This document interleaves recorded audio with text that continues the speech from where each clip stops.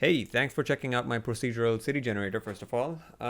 This is going to be a tutorial video on how to use the system. And I'll get started, I think, straight away. There's nothing else to do. So, when you extract the folder, you should get a set of files like this. There might be more, but this is what you will be getting. And there's a hip file inside that you can also check out. I will try to update it and include the kit bash system.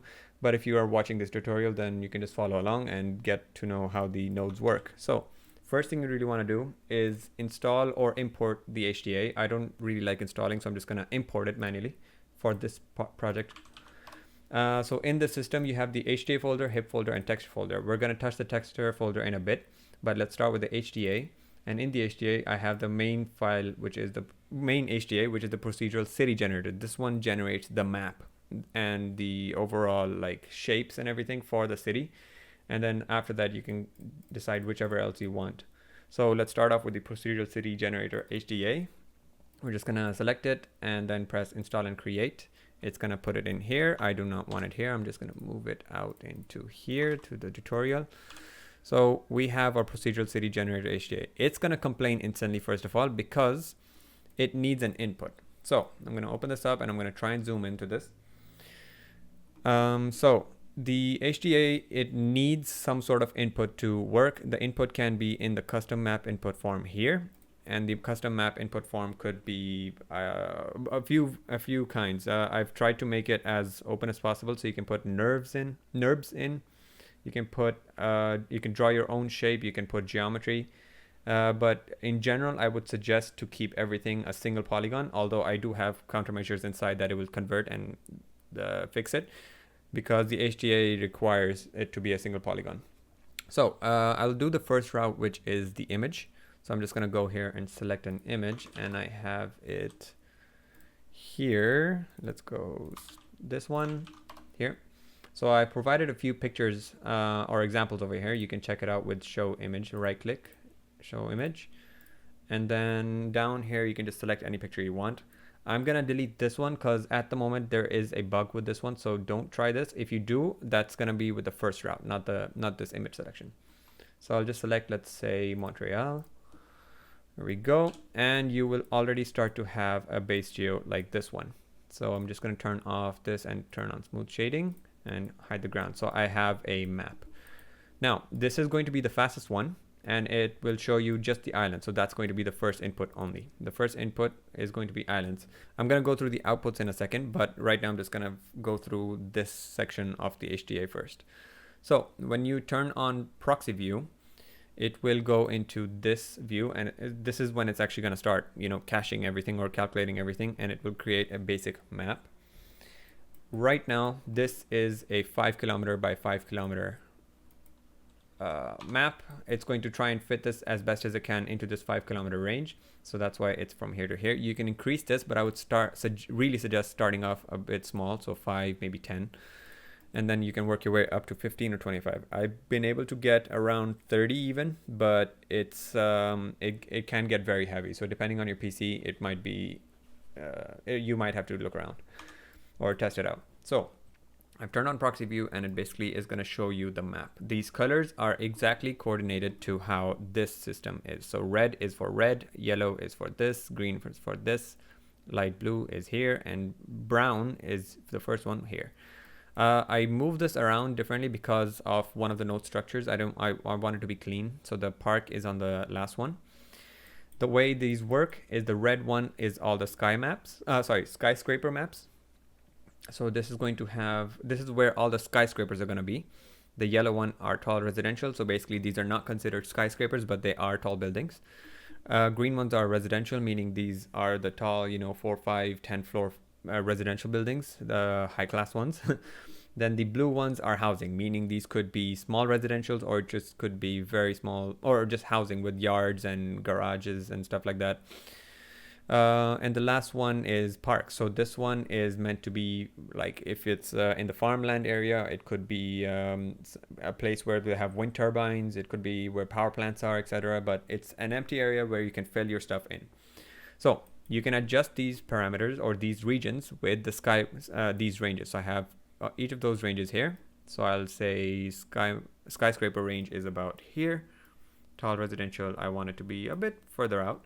And a lot of it is going to be residential, and then a little bit of housing, and we go straight to farmland. So there's your first map. This is ready to go. You can turn off proxy view if you want, or if right now this is also taking the centroid of the whole map, which is going to be here, and it's going to spread out your range from that. If you don't want to take this, then you have the perfect one, which is this third input, add hotspot points. You can hover over, by the way, and you can read the stuff. So this one is hotspot points.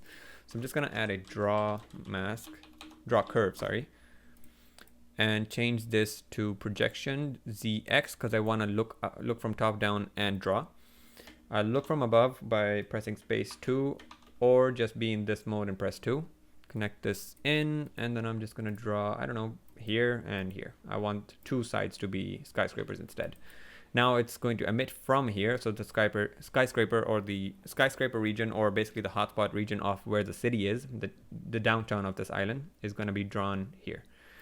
And I can continue to adjust this. So I want it to be here, maybe go around there, fix this. I want more residential, let's say, more tall residential, and that's it. I would keep the skyscraper low if you are going the generation route and you're not using a kit bash system.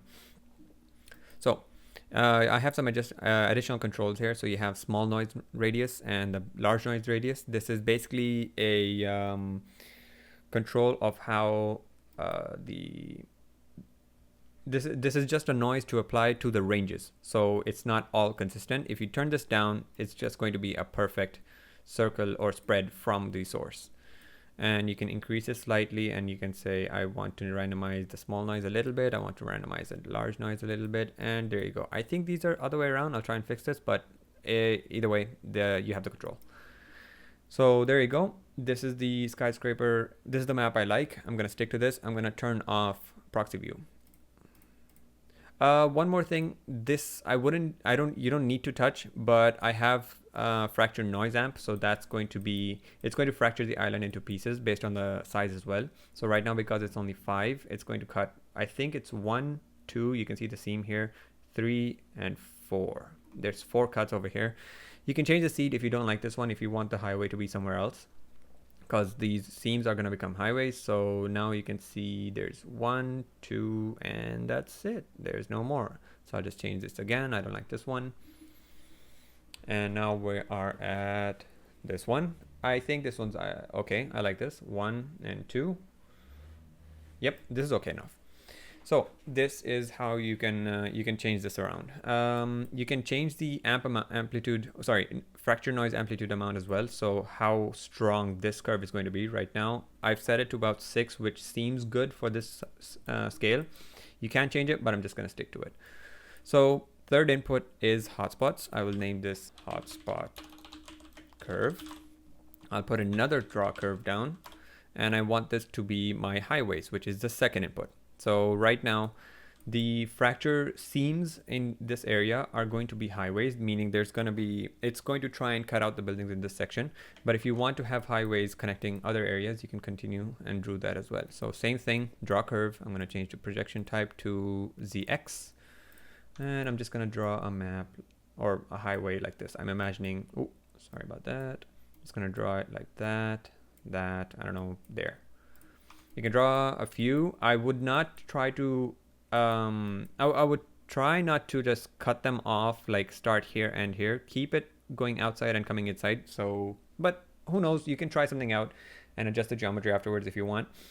And I'm going to try to avoid as well having too many close to each other. So I don't want this to be going parallel with this one very closely. So what I mean by that is I wouldn't draw a curve like this where it's crossing, a few times. That might cause them glitches.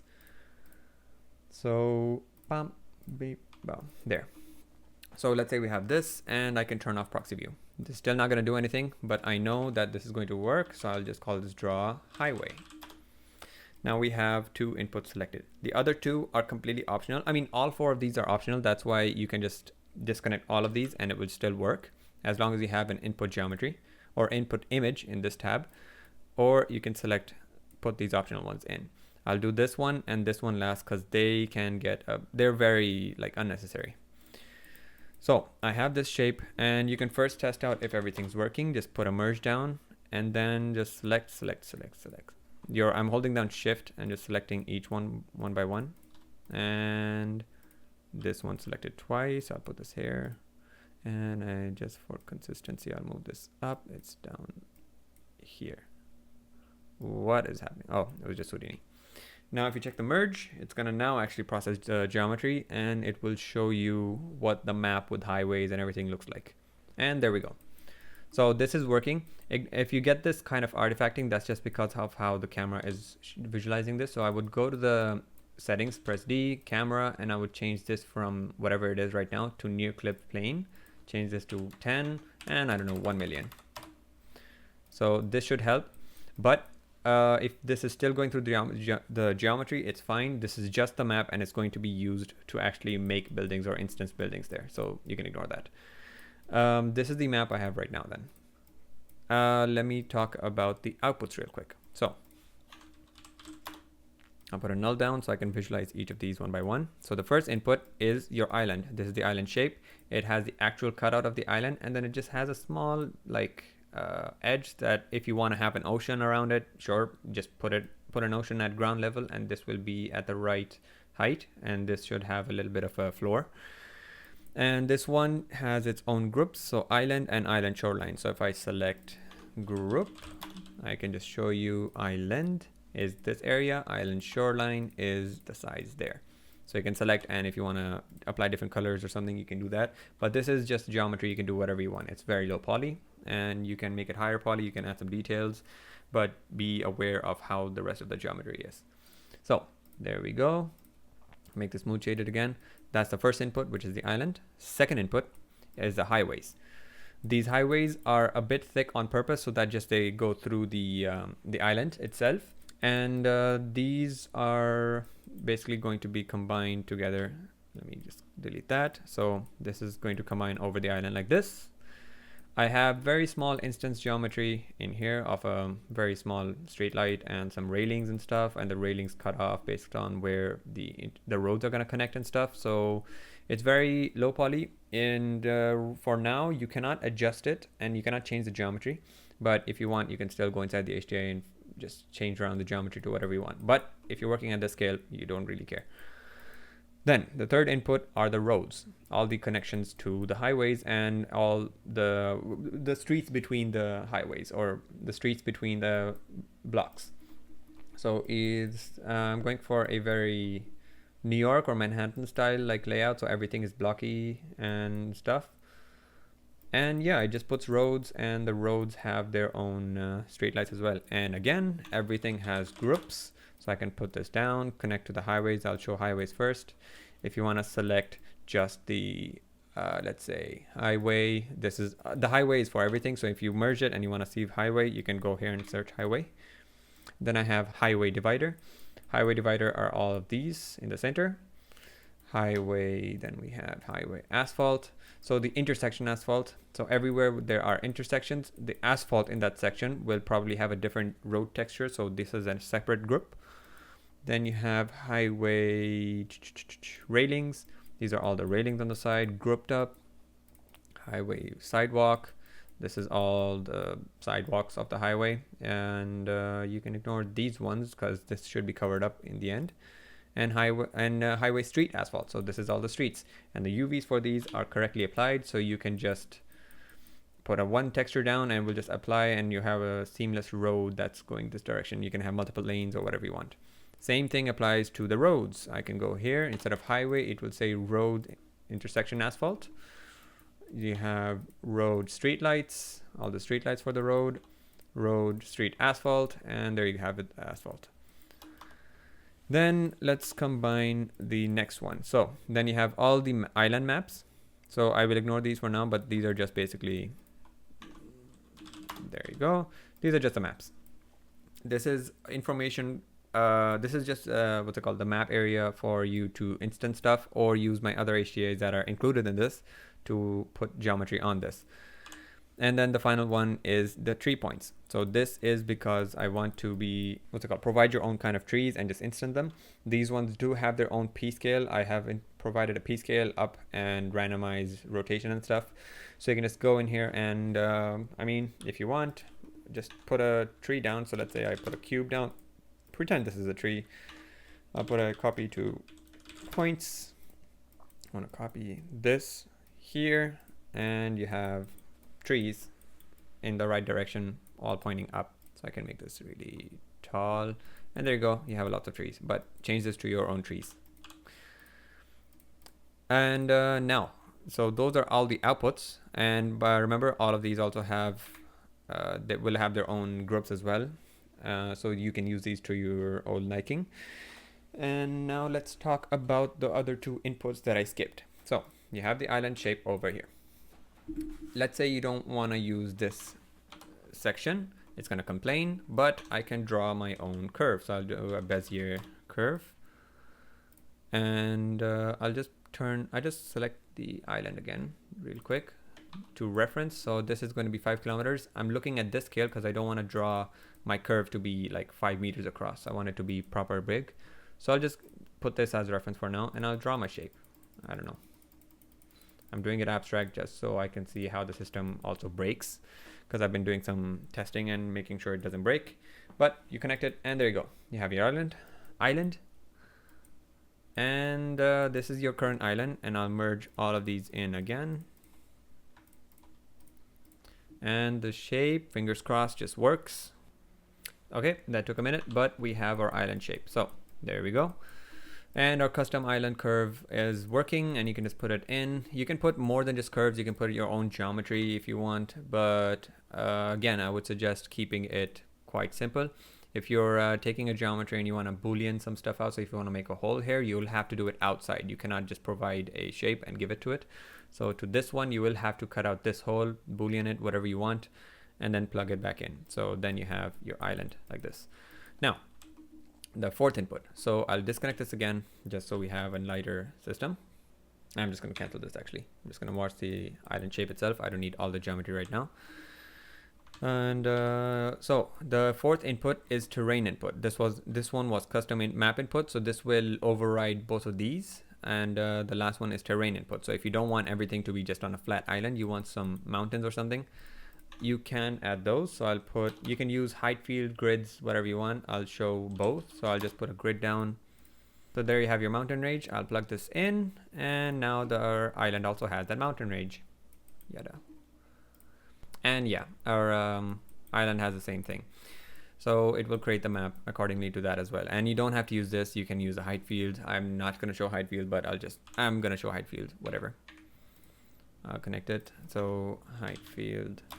So we have a mountain range there. Connect this in, and it just works. And yep, it just works.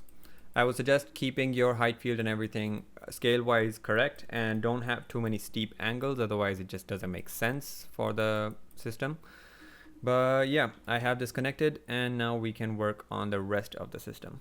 For this tutorial, I'm just going to be focusing on the kit bash instancer rather than the other ones, because they're kind of slow and they get really heavy on your RAM. So the kit bash instancer is surprisingly light, and it just works beautifully. So I'm going to keep this system. So let's say we have our island here, and I have put my procedural tree generator. I just imported that and plugged it in. Let me keep only one. I don't need this. And our trees are being instanced, but what do we do about the rest of this? So the kit bash instancer needs 3 inputs. The ground. So let's plug in the ground, because at the end it's just going to project all of them on back to the ground, so they are stuck. The second one is a city map. The city map can be any of these, but I would recommend you merge it in. So 1, 2, 3, 4, 5. These are all city maps except for the green one. The gray ones are highways. So all of these I merge in. It looks confusing, so I'll move this down. So these 4 I have merged in. It's just the island shapes and all that. I'll plug this in. Now the third one is your PAX kit bash. So what you need to do is have something ready like this. You have your file input, which is one building. An entire building this is from kitbash 3D. This is one entire building. This is a second entire building. This is a third entire building, yada, yada, yada. But what I've done, or what you have to do, is take the building and pack it. This is the only way for now I can recognize that this is one full building, rather than, it thinks that each piece of this building is one building. So just pack it, and that's it. That's all you have to do. I have not changed anything in this pack, but just import, pack, done. If you have two buildings in one file, separate those buildings and pack them separately. So this like this. And I've done this for all of these buildings here. Let me bring this over. I do not need these anymore. I think I've showed these already. So I'll bring the kit bash system or kit bash files over, and I'll plug this in here. Now the kit bash instancer is almost ready. We do not need these first four inputs. I think it's 1, 2, 3, 4, 5. So 1, 2, 3, 4, 5. We don't need these inputs. We need just the output here. These two are basically in and out. Whatever the map is here, it will try and generate a kit bash system. Let's go through the parameters real quick for the kit bash system. So by default, this is going to be on visualize proxy mode because your kit bashes are probably very high res. And even though you are instancing, I'm going to be instancing the points or the geometry, it's probably still very heavy. And it's going to try, not very heavy, but it's not going to be able to show it on Houdini very easily. So visualize is proxy mode, and it is already doing great. This is the map we had, and this is how it's instancing. It just kind of works. So I'm going to take this and plug it in, and now we have kind of our map ready to go. For the final output, I would suggest obviously turning off the visualize proxy. And let's see. Let's go through this these parameters. Delete blast base is basically all of these buildings. They have a base that's included, like the floor. And luckily for me, the kit bash, they have been nice enough to just call it base. So I've just gone here and I have a blast inside called base, and it is, there you go. So I just basically have a node inside that does this, delete base, and it's going to delete the base for all of these buildings because it's a nicer way to copy the points. So this is on by default. If your kit bash does not have this, you can just disable it, or it's not going to do anything, so you might as well just keep it on. And then you have height distribution. So right now it is going to follow whatever the map is. So again, skyscraper, tall residential, and then housing, and then parks. It will try its best to copy them accordingly. Let me turn this off again. It will try its best to copy them accordingly, but if there's a very likely chance that you don't have all the kit bash that fit the exact, the size and shape of this map. So the rest of the geometry is spread out kind of randomly, but you still have control over it. So in the kit bash, you have a height distribution. Whatever is perfect, whatever was a perfect fit will stay, and whatever is not, you can just change it around with this. So if you reduce this, you get fewer and fewer tall buildings. Most of them are going to be short. So all the dark blue ones are considered skyscrapers. All the light blue ones are considered tall residentials, and all the yellow ones are either malls or just, normal buildings. So this one is working, and it's very fast. You can just change it live view and see how it goes. So I'll just put it around here. I like this one. Actually, I'll go a bit higher. So I want some random buildings in the sides. This is good to go. Rotation seed, you can just move this, and then they will all spin randomly but stay in that block. So yeah, fix a little bit of a issue. It should be fine now. The irregularity is basically how much it's going to spread around. So I'm just going to keep the first one default because right now we're going to work on the green ones, the residential. Green ones, the residential is considered the green and the blue one. So the more irregular it is, the more kind of shapes it might have. It might have thin ones, thick ones, tall ones, small ones. If you reduce this, they're going to be more consistently shaped. So like this. So I'll keep this quite high, about 0.5 again. Keep it default, and if you don't want to mess around with anything, but you can change around the irregularity for all of these. So it's going to be, you can see the map underneath. These shapes are going to be quite different based on this irregularity. And again, you can change the seed. Just if you don't like this yellow section, change the seed, and now all of these ones are flipped. And you merge it back in. One more thing, and you can just turn off visualize proxy, and it will actually instance the geometry itself, all the buildings in their high resolution. So right now it's just not working. I'll just go here, optimize, and change this to 14 1,400 million. And yeah, there you have it. You have a city. It's lagging for me right now, but that's fine. And let's say there's too many of these small buildings. I can just go here and say, make them a bit thicker and taller. There you go. It works nice. And you have your, this is New York in completely procedurally generated. I think that's it. I have 2 more outputs here, so I'll disconnect this and keep the visualize off. So I have the points, so you can see all the points that are going to be copying the geometry to, and this is all the buildings with the correct IDs. And you can keep this and you can keep this. If you don't want to use my final output here and you want to work in Solaris or something, you can export these or import these as subs. So you have the building geo, and then you have the instance points. Can now copy 2 points here. So I'll just take this geometry and this geometry, and it's just going to instance them again. Remember to turn this on. There you go. Make sure you use ID, and it's going to copy them accordingly, and you can plug that back in. That's exactly what this is doing. But you can do it in your own way, or you can change some numbers around. So if you want to randomize something, maybe you don't like this building being here, you can change it. And you can also do it in Solaris. But that's all. Thank you.